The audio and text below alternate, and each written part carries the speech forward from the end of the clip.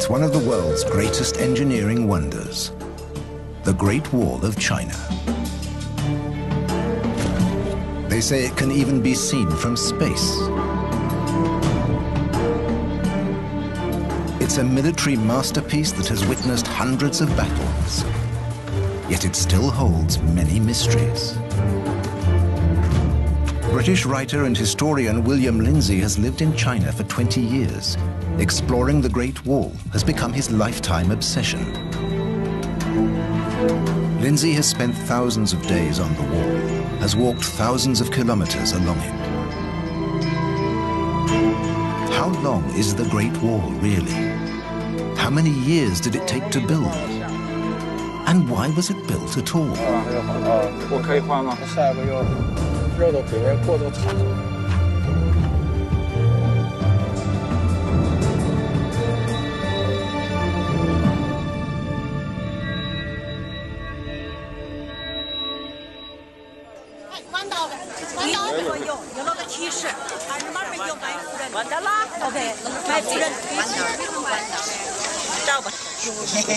It's only a short trip from Beijing to one of China's most popular attractions. Millions of tourists come here every year to see the Stone Dragon, the Great Wall of China. Most of the people walking on the Great Wall here today will go home and say, I've been to the Great Wall of China. But the Great Wall is not a place. It ranges across the subcontinental expanse of North China. And along its course, many of the locations are seldom visited, and some are virtually unknown. In 1987, Lindsay fulfilled his childhood dream. He walked on the Chinese Wall, 2,700 kilometers. Only a few pictures remain from this adventure because his films were repeatedly confiscated. Foreigners were barred from many parts of China. Those times have long changed. China has opened up to the world, and an adventurer has turned into a scholar. Lindsay now seeks out traces of the Great Wall of China right across the country. 23 years after his first trip, he sets off again. Doing the same exploring 23 years later is really testament to the immensity of what we call the Great Wall of China. In the last 2.5 decades, I explored the wall more, 1,700 days. I've discovered it's the world's most famous building, but the least known. There's always something new to discover. There it is. There is no single Great Wall. There are lots of walls in northern China, built by different dynasties for more than 2,000 years. William Lindsay is taking us to one of the most remote places, a 2,300-kilometer drive west of Beijing, to the city of Dunhuang. Into the Gobi Desert. Well, I'm nearly there, 75 miles northwest of Dunhuang. And it's a nice sunny day in the Gobi Desert, perfect conditions for exploring the Great Wall. In the shimmering heat, the dark ribbon along the horizon at first looks like a mirage. But these really are the remains of a wall, literally in the middle of nowhere.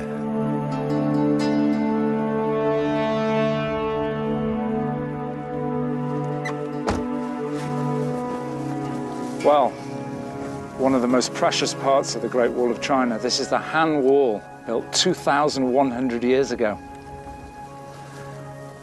And I'm not the first traffic to come here. This is the Silk Road. So merchants would come from the deserts in Central Asia, entering China at this point, and then proceed east to the heartland of China. So let's go and take a closer look.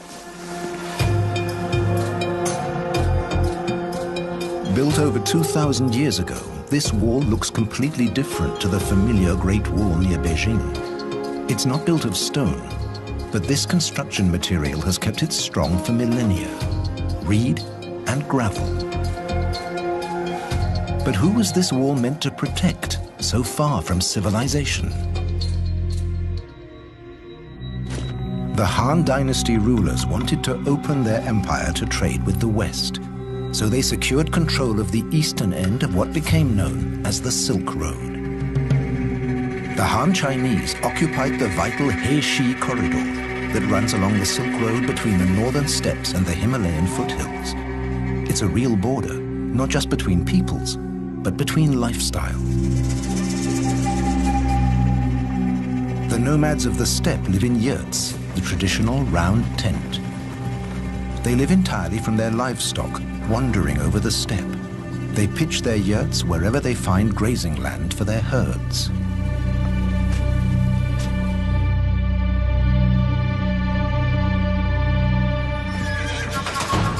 After enduring long, hard winters in the steppes, these nomadic warriors ransack China's northern provinces.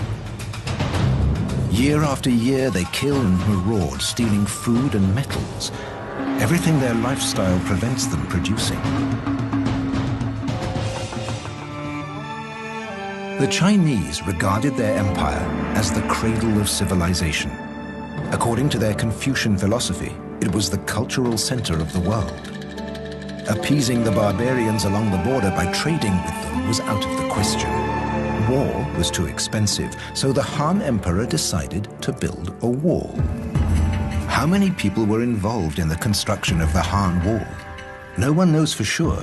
Reliable sources quote the calculations presented to the emperor. If one soldier can build 3 paces of wall in 1 month, then 300 men can build 3 li, about 1.5 kilometers.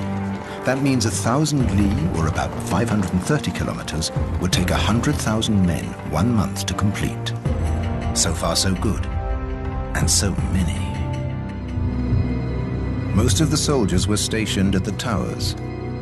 The towers had a dual use that made them most effective for defense. The beacon tower behind me was not only the perfect vantage point for guards on this frontier to watch for the enemy coming from the north, it was a signalling station. So when the enemy was sighted, this beacon would have been ignited. This is how it worked. As soon as a guard spotted nomadic warriors, he transmitted smoke signals by daylight or beacon fires at night. The alarm was communicated along the wall to garrisons located in the hinterland. How long is the Han Wall? Only recently have Chinese experts started to find out. We've joined the local archaeological survey team who are taking part in a national survey to locate the line of the Han Dynasty Great Wall.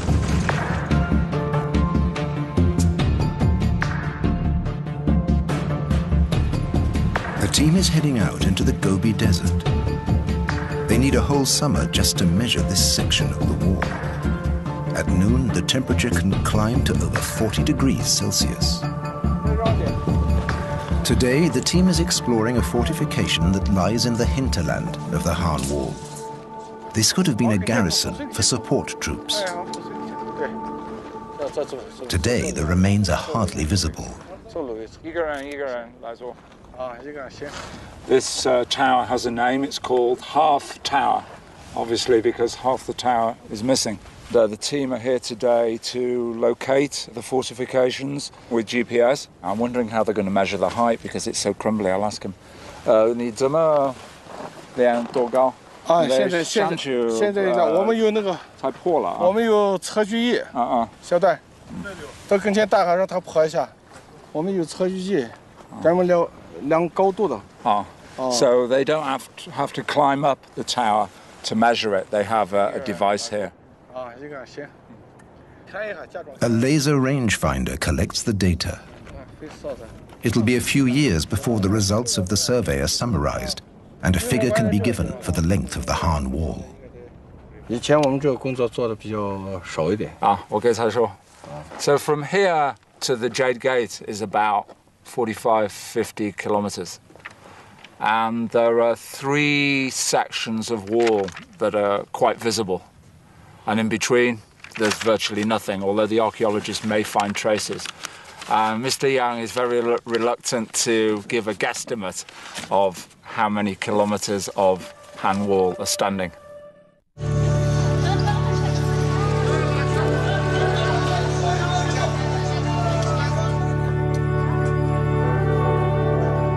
GPS team leader Mr. Young has given William directions to a place in the desert where the wall has a unique shape. It's a 16-kilometer hike, so William is buying provisions for the trip at Dunhuang Market. Well, raw meat wouldn't be very good ants in the deserts.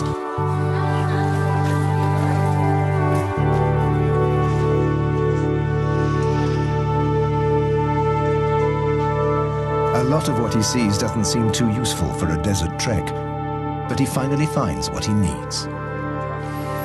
Successful shopping trip for $1.99 or so, a good supply of high-energy foods.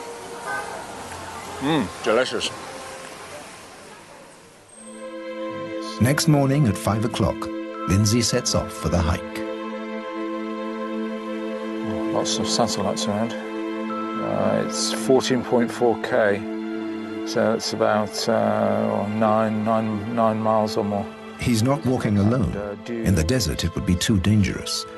With him is his Chinese friend, Piao Tiejun. Sun coming up there, yeah. Their GPS says they will reach the unique strip of wall in 5 hours. Let's go.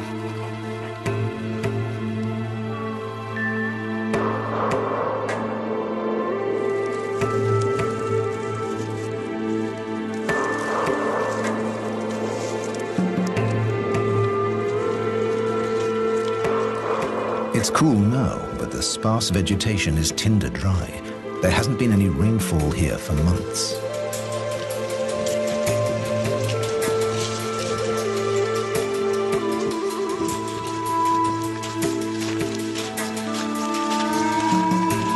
They're walking in a featureless landscape.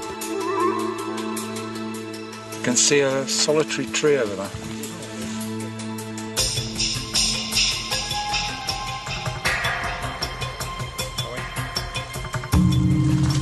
Back in '87, I just had a big map of the whole country.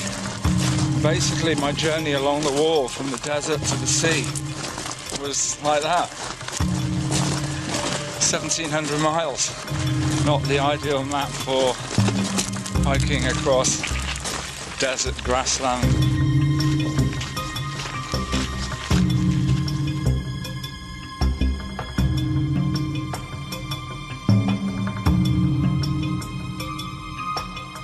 It's nearly noon and the sun is burning. But finally, they arrive at the place they've been looking for. Hey, there it is. We made it. Yeah. Fantastic. Great. Brilliant. For William, it's already worth the trip, even the 5 hours back. Amazing, eh? Oh, look at that. Fantastic. The best bit.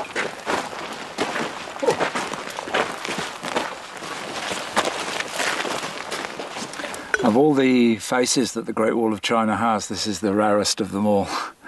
This wall is made of wood. See, there's 6 layers of branches there. And in between, minimal use of the gravel. So I'm really glad I've come here today, well worth the 10-mile trek. Leaving the Dunhuang region and making his way east along the ancient Silk Road, William is aiming for a town called Jiayuguan. The historic site is 5 kilometers out of town. And the best view is from the sky.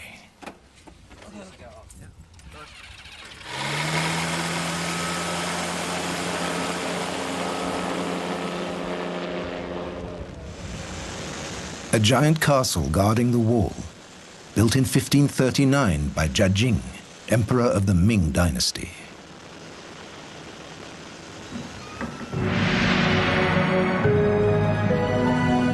The Ming emperor's contempt for the nomads reached grotesque proportions, with the demand that the character Ji, standing for barbarians, should be written as small as possible.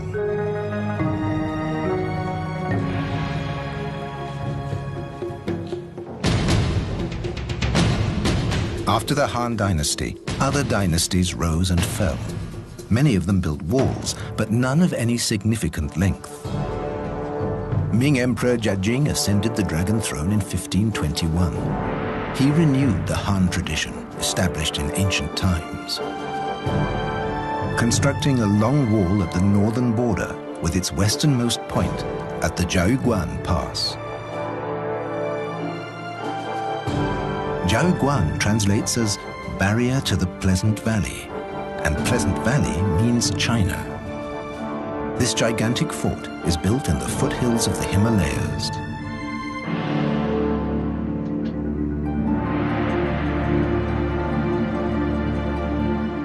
In the courtyard, the mighty walls form a kind of maze to stop invaders in their tracks.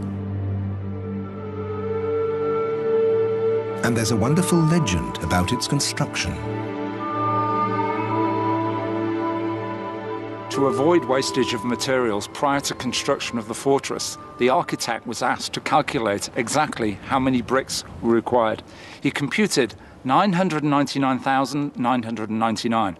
The bricks were delivered, the fortress built, and at the end, the chief of works confronted the architect with a brick and said, "This is wasted."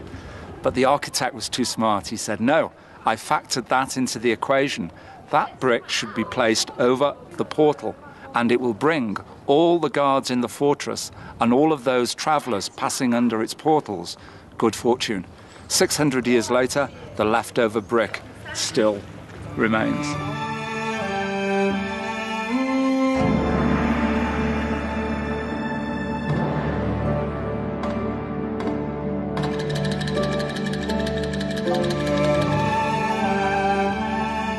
Next to the fort is the starting point of the wall constructed by the Ming.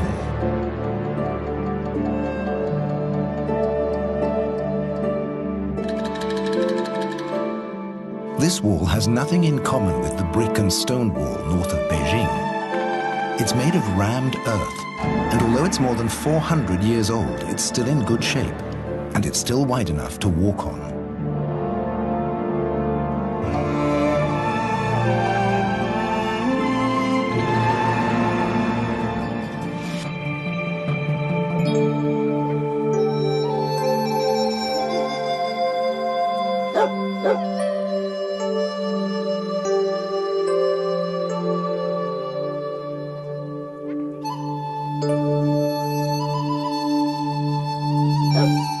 On his walks along the walls, William Lindsay soon learned he could count on receiving warm hospitality from the farmers along the way.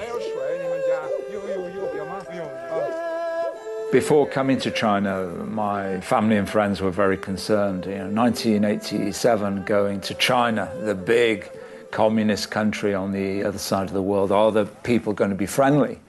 And I didn't have a support crew with me, I depended on farmers. I discovered very early on the farmers were my great allies. Even with very little Chinese, but a lot of sign language and smiling, I got what I needed: food, water, shelter. Without them, I couldn't have been successful. Even if many of them can't understand why a foreigner should be so interested in the wall. For them, this is no monument, but simply a part of their village, and one with a perfectly practical use. I was asking him why these holes in the wall. I thought they were nests, but in fact, previously the farms were right up against the wall, so there were wooden beams going into the wall. But the Great Wall experts, the Cultural Heritage Protection Authorities, requested the farmers to destroy those buildings and move back in order to protect the national heritage. If you want to know how Ming Dynasty masons constructed their wall more than 400 years ago, all you have to do is keep your eyes open. Even today, Chinese farmers build walls in the same way their ancestors did. They tamp the earth in a wooden casing. Tamp, put layer on layer. They even sing the traditional folk songs passed down from their forefathers. A house is not complete without a wall around it, says an old Chinese proverb. My friend Chen is building this wall to enclose his compound, so this is the final piece of work. And this is embedded in Chinese architectural tradition. Whether it's a compound, or a village, or a kingdom, it must be enclosed, completely safe.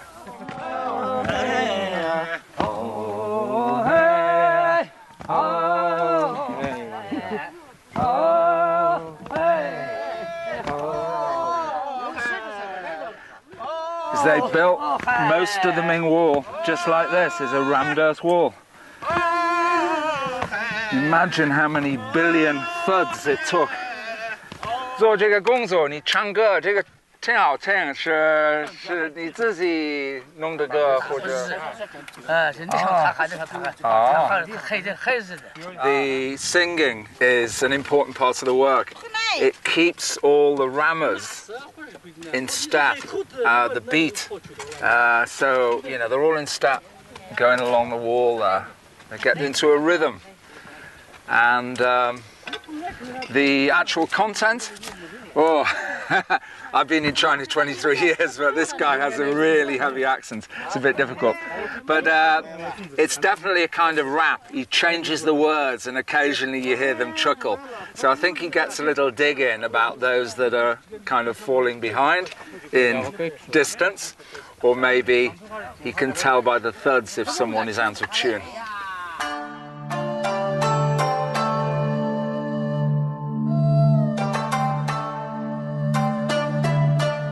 This group of about 20 farmers, mostly women, took a day to erect about 27 meters of wall. We don't know if their ancestors could have worked better or faster.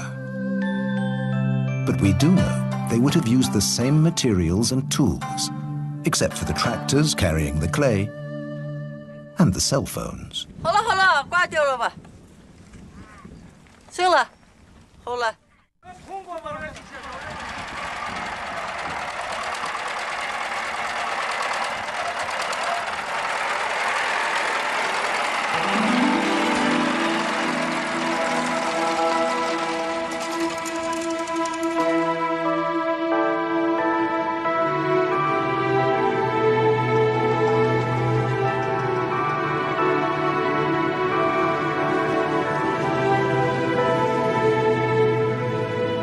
On his journey along the walls of China, William Lindsay is walking eastwards, out of the Heishi corridor and turning north along the Great Wall of the Ming Dynasty.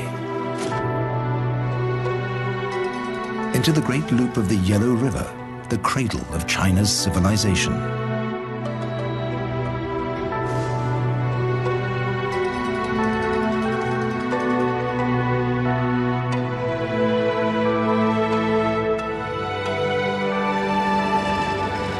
This has always been the gateway for the nomads to enter China.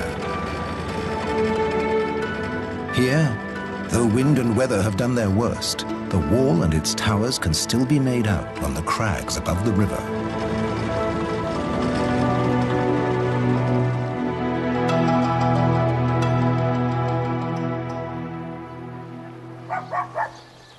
The garrison forts were the outposts of this defensive outer wall. Today, their use is strictly non-military.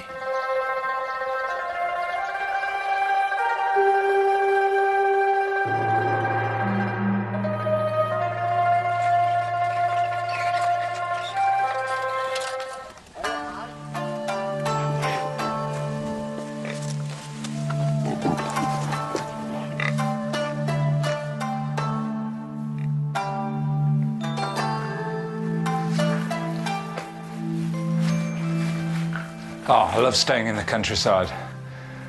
This building, it's made of thick blocks of limestone, and on the roof there's turf.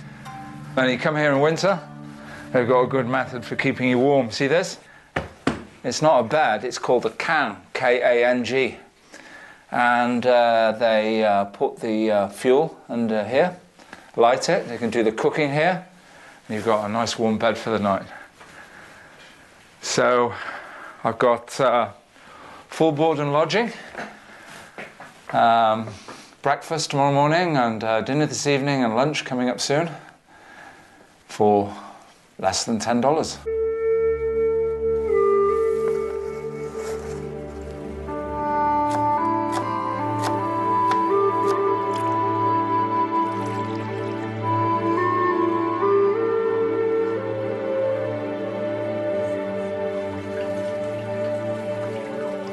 黄瓜.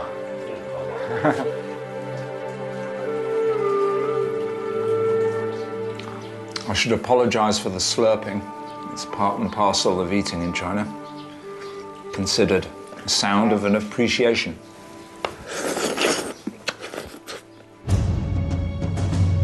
The ingredients of the lunch William is appreciating today are also the reason the nomads raided the land of the Yellow River throughout the 16th century.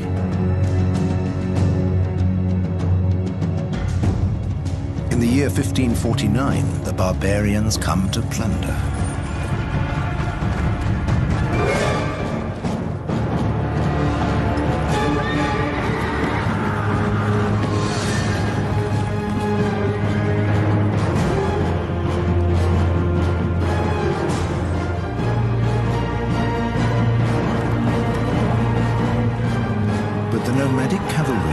To a virtual standstill at the new border wall at Xuanfu. The wall stands fast. The nomadic troops are unable to capture the Chinese granary. Does this mean defeat? The barbarians do not give up. They have a message for the Chinese. They will attack Beijing, the capital. By marching east, the nomad army finds its way around the wall, thus avoiding the Ming Emperor's elaborate border fortifications. No one had suspected the nomads could cross the natural barrier, the mountain range north of Beijing. Back in 1550, the nomads did not meet with any serious opposition on their way south.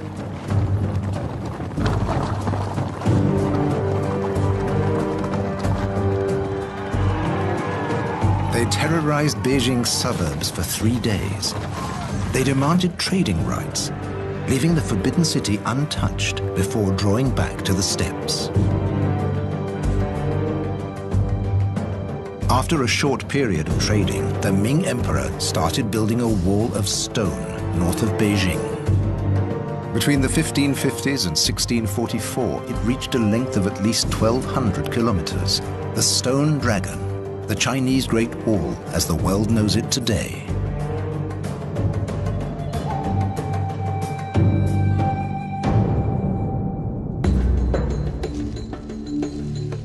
How many people were needed to build it? Official figures are rare, but in some inaccessible sections of the wall there are still stone tablets engraved with texts that could give us that information.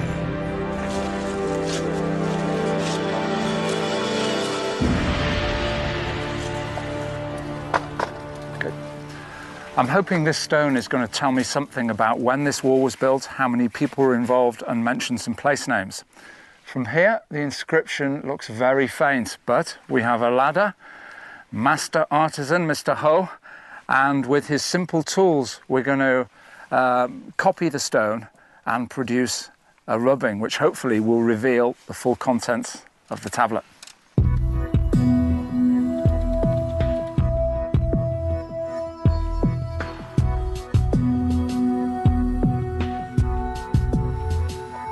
This ancient Chinese copying technique starts with gluing a sheet of paper onto the tablet, simply with water. This is step number 1. Step number 2, dazi, translates literally as typing characters. So he's using a brush and he's hammering the paper into the carvings.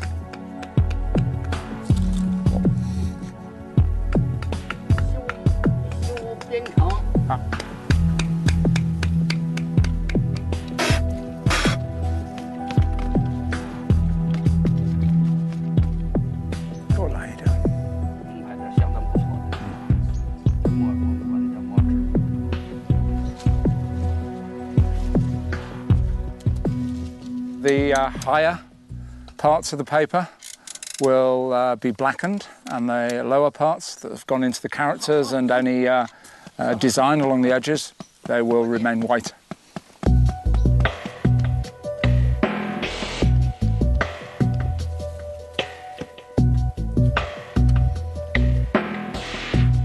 After 3 hours of sponging and drying, Mr. Ho presents his piece of art. It looks like a blueprint, or an old archive document. And he helps William translate the ancient Chinese characters, which today hardly anybody can read. 好像是这个地方，到王时中，王世忠，好，军政，然后就是百户，百户，百户叫扬州，修的第2年冬天修好的。This stone is telling us that 2 military officials in charge of 1,100 families put in the effort to build 250 yards of wall in the autumn of 1579. So in terms of very simple arithmetic productivity, we're talking about 4 persons per family, 4,500 people working for 8 to 10 weeks in the autumn of 1579 to build that. Whereas tamped earth walls were built by untrained serfs or peasants, this project required special knowledge. Hundreds of master builders and skilled engineers, thousands of stone cutters and tens of thousands of masons were recruited to build the wall. And another factor led to the costs rising exponentially.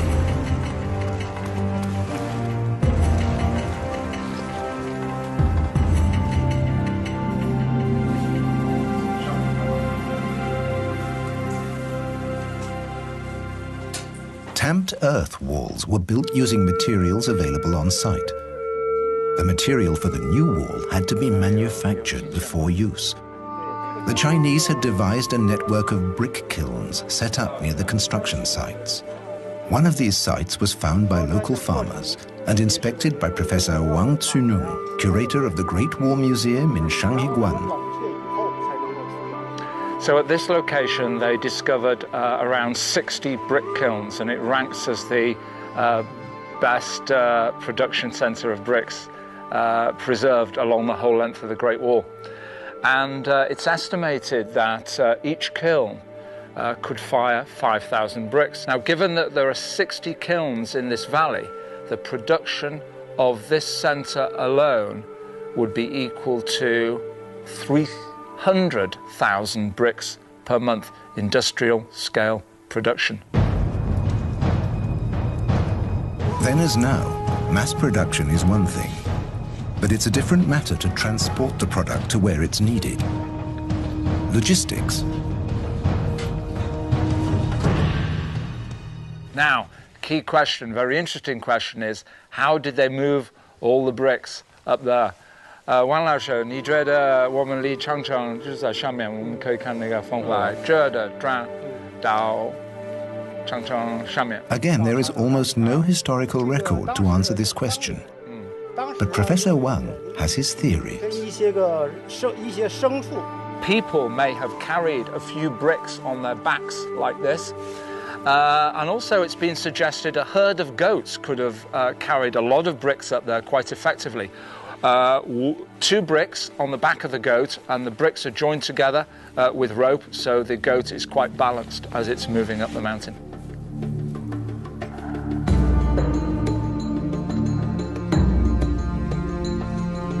Even without bricks on your back, it's a hard slog up to the wall. But it's worth it. Hardly any tourists make it to this isolated section.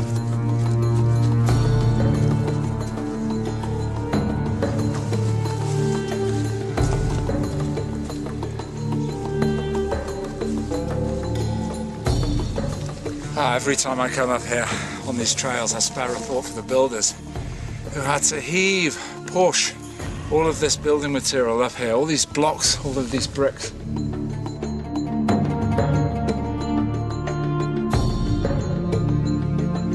The sometimes bizarre route taken by this wall has led many experts to believe that more than just defensive considerations were in play here. For generations, the Chinese had followed the practice of feng shui, the teachings of wind and water.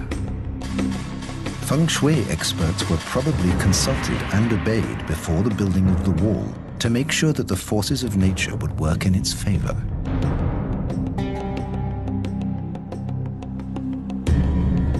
Spending his days alone on the wall, Lindsay imagines how the soldiers must have suffered here. Cut off from the world, enduring winds and foul weather, squeezed into bare and cramped quarters for months on end.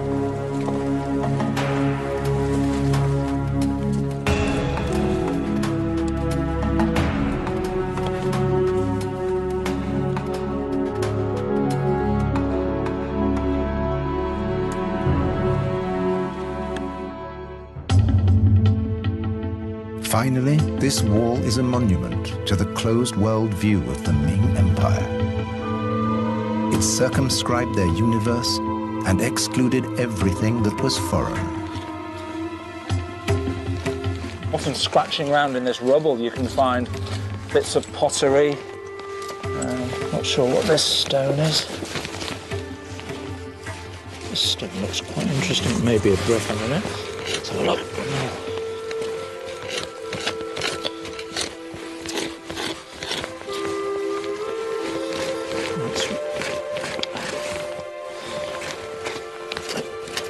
Might be.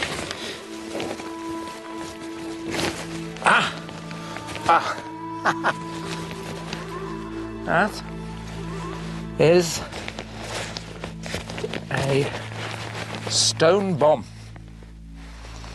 that would have been packed with gunpowder, a mud seal, a fuse, and the towers like this were just packed with these, maybe 50 or 100, to be lobbed off the wall when the tower was attacked.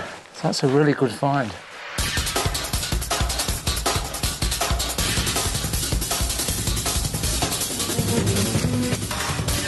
"320 kilometers further east, we find another example of living history. 这是这个山头那个第一个好的，对，那个比较保存完好那个啊，对对对，那就是我们张家楼，有啊，对。骆家楼。This is Zhang Heshan. His ancestors built the wall here 440 years ago. And close by, towers have other family names like the Chen Tower, the Wang Tower, the Luo Tower. So here we have the family history of the Great Wall still living on 440 years after it was built.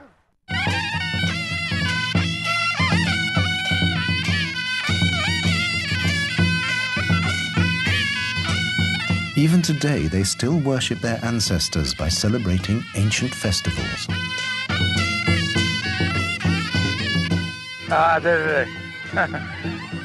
The pig was slaughtered yesterday. Should be quite nice, fresh pork. It would have been a rare moment of relaxation and abundance in a hard life.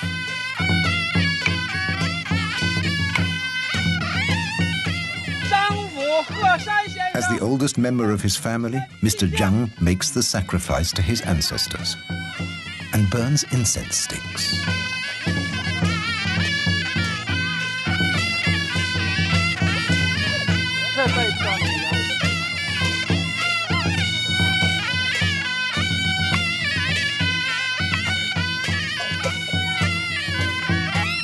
Then the living generations of the Zhang family bow to the dead and to their own great history.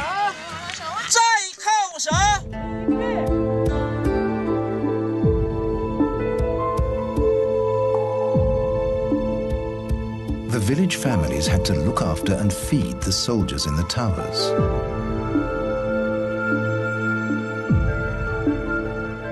Their takeaway food service survives to this day.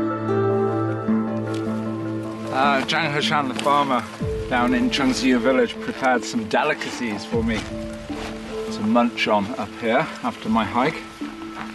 And it's amazing to think that 400 years ago, guards garrisoned up on the wall would be sent these polobiang by their families. So let's have a look.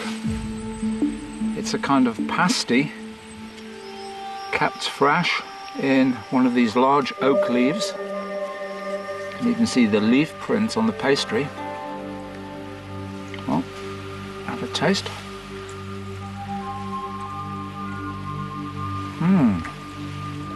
Full of chives. Kind of Chinese hamburger. Maybe the original Chinese takeaway for those up on the wall.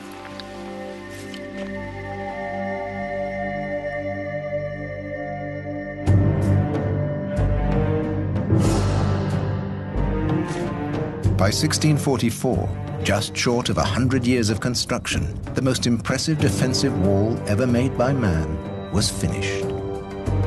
However, it was not one single great wall.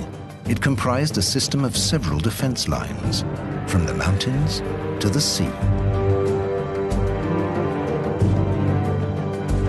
In 2009, after a national survey of the Ming Wall, Chinese officials announced that the total length is 8,850 kilometers. This is the end at Shanghaiguan, meaning Mountain Sea Pass.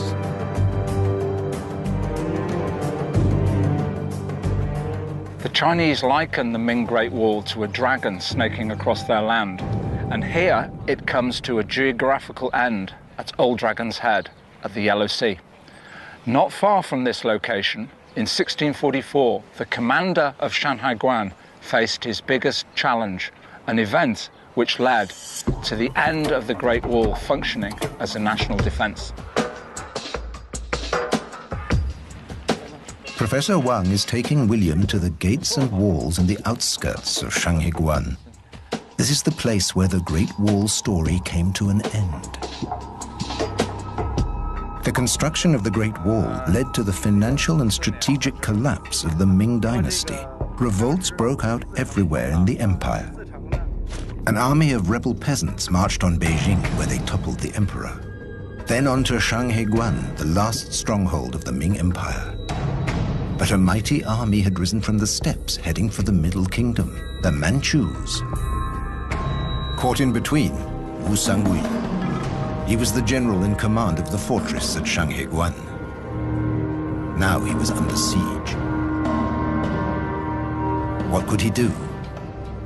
This was a powerful garrison, but was it strong enough to fight off attackers on two fronts?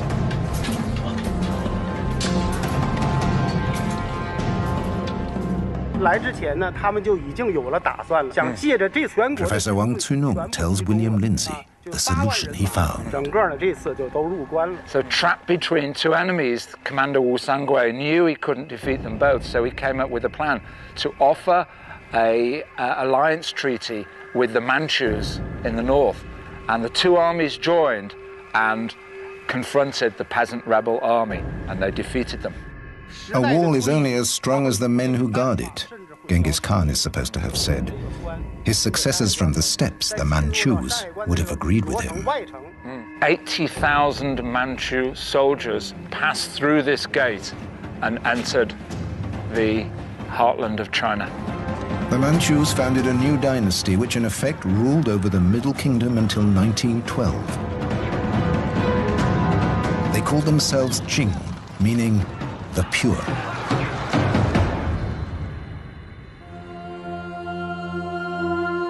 And the Great Wall was of no use anymore. But its story did not come to an end. Even today, nobody knows how long all the Great Walls of China really are. There are still many more walls and stories to be discovered. And William Lindsay will not stop walking the Great Wall until he knows them all. I don't think in future so many people will be organized in such a methodical way to create something that was not just history, that not just fell apart, but is left as part of the geography of China and the world. Certainly in future there are going to be new wonders, communications, longer life, exploring planets. But in terms of blood, sweat and tears, the Great Wall of China, I think, is the ultimate, and that's why I'm continuing to understand it.